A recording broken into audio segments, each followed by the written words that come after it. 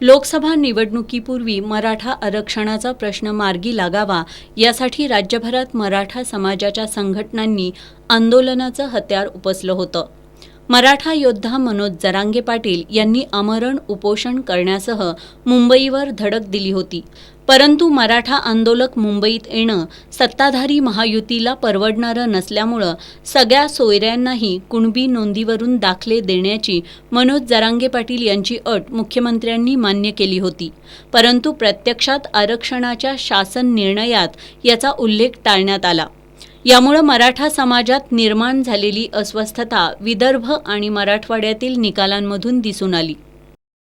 तुम्ही जे आरक्षण 10% द्यायला आलेलं आहे ते आरक्षण दिल्या सदावर्तेनी उच्च न्यायालयात अर्ज केला ह्याच्या विरोधात.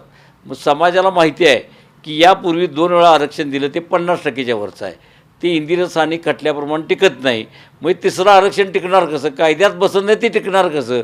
त्यामुळं मराठा समाजानं त्याचं स्वागतच केलं नाही आणि स्वागत न केलेलं आहे. आणि त्यामुळं मराठा समाजात सातत्यानं होतं की या लोकसभेच्या निवडणुकीच्या अगोदर हा निर्णय मार्गी लागावा.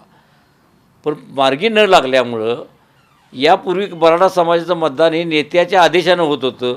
पण पहिल्यांदा या निवडणुकीमध्ये मराठा समाजाच्या मताचं ध्रुवीकरण झालेलं स्पष्ट आपल्याला मराठवाडा आणि विदर्भातील निकाल बघितल्यानंतर दिसून येतं.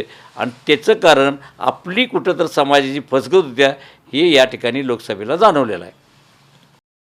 लोकसभा निवडणुकीच्या निकालांमधून बोध घेत सत्ताधाऱ्यांनी मराठा आरक्षणाचा प्रश्न मार्गी लावला नाही तर त्यांना विधानसभा निवडणुकीतही मोठा फटका बसेल असा इशारा सकल मराठा समाजाच्या नेत्यांनी दिलाय. अजूनही वेळ गेलेली नाही. राज्यातल्या मुख्यमंत्री 2 उपमुख्यमंत्र्यांनी स्वतःचं आत्मक्लेश चिंतन करावं आणि मराठा समाजाला येणाऱ्या 4 महिन्यामध्ये आरक्षण देण्याचा ठोस निर्णय घ्यावा.